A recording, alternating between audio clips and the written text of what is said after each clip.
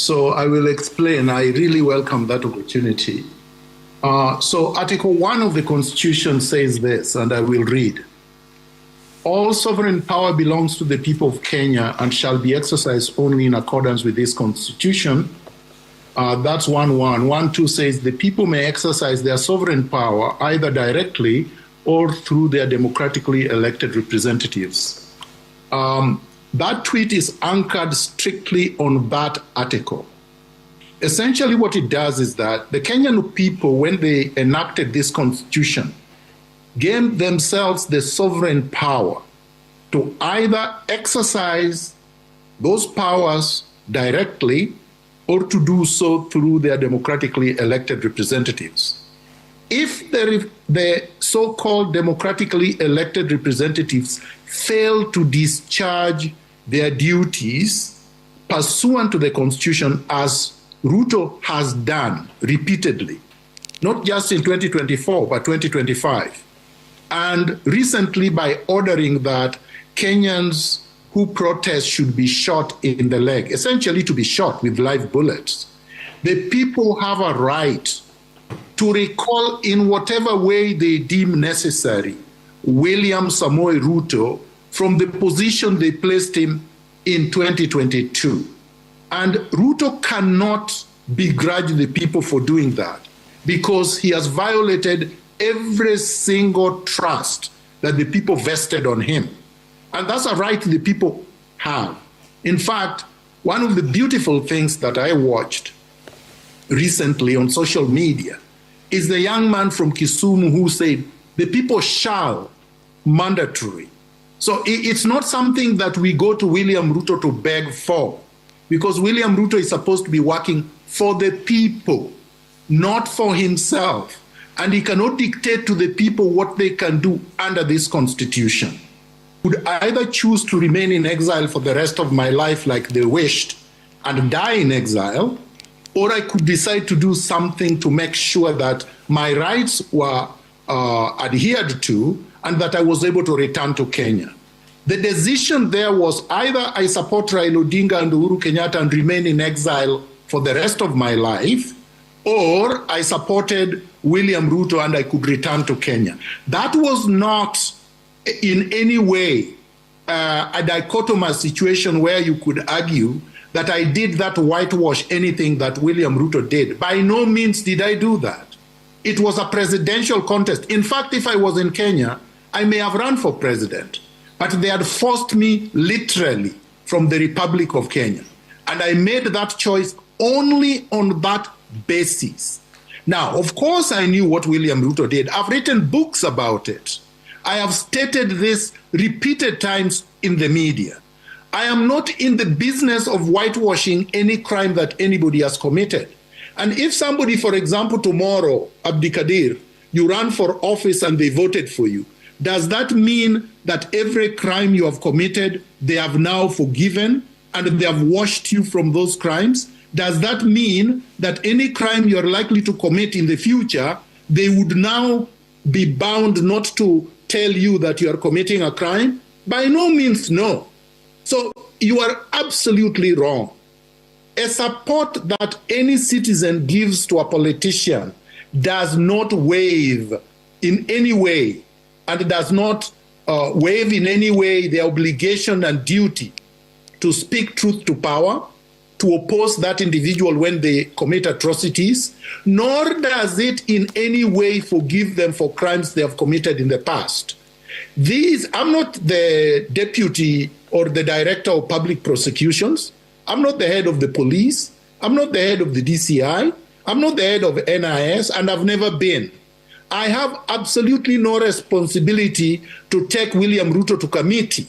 I would have if I had the powers and responsibilities to do that, but I didn't have.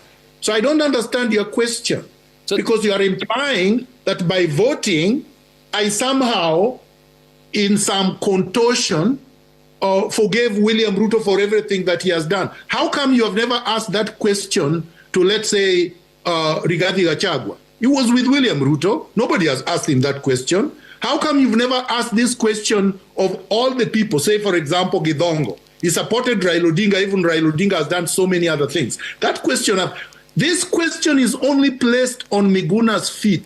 You know why? Because the media somehow is more scared of Miguna than they are scared of Ruto, who is violating the media's rights. So when William Ruto launched his campaign and his manifesto, the manifesto was good. Nobody can say the manifesto was bad. And so if I praise a manifesto that is published and which is actually positive, I am being correct. Show me any part of that manifesto that I said was good that was not good. Now, when you move now 3 years later, which is where you are doing your contortions, when now you come to 2025, 3 years and a half later, and William Ruto has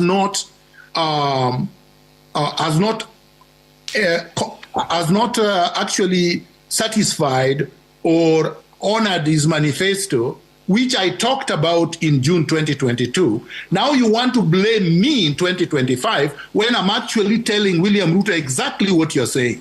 I'm saying, William Ruto, you have betrayed the people. You have not honored your manifesto. You're abusing the people. I, as Miguna, a citizen of the Republic of Kenya, with sovereign right, want you to get out of the way, get out of power, because you have betrayed the people. I'm saying that in 2025. I said that in 2023. I said that in 2024. In 1987, when I became politically active, I always believed that Kenya is a defective state, structurally defective, institutionally defective, culturally defective, that the neocolonial state needs to be restructured by first being overhauled, then being transformed. And when you do that, you would get rid of all the legacies, the colonial legacies on which this faulty foundation was built. So when you see the police abusing citizens, that's exactly what they were supposed to do when this colonial experiment was established. They were not, the state was not created, the Kenyan state was not created to respect and treat Kenyans with dignity. It was created to extract raw resources from Kenya, to be able to exploit the labor, and to be able to treat Kenyans as slaves. That's why the state was created. And we've never been able to transform that state. My idea is that we need to do that. We need to overhaul the existing rotten structure before we can transform it. And William Ruto cannot do that. And any of these characters you are mentioning cannot do that. I was at the university with Rigathi Gachagua in 1987, even though he was ahead of me. I believe he was ahead of me 2 years. Rigathi Gachagua does not represent transformation, can never transform anything. Rigathi Gachagua is William Ruto, basically, because he supported Daniel Arap Moi's one-party state. Okay? He supported it in 1987 when many of us were campaigning against it. He supported that throughout his life, and he's still supporting that. That's why he's with Matiang'i. Anybody who is working with Matiang'i in one group, there is absolutely nothing that they can do to change the political structural environment that I'm talking about. So his only grievance is that William Ruto kicked him out of government, not because the system is bad. Many of these people do not want to adhere and implement the Bill of Rights, adhere to the Bill of Rights and implement the Bill of Rights. Many of these people do not care about defying court orders. Many of these people do not really care about looting, because if you actually audit their wealth, they would not be able to explain how with their meager salaries, they became billionaires in dollar terms.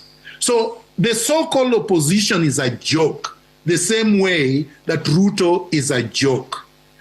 I believe in revolution. I believe in the structural transformation of Kenya. And that's what I believe the revolutionary Gen Zs have been working at. And that's what I support. I don't support the jokers. Okay.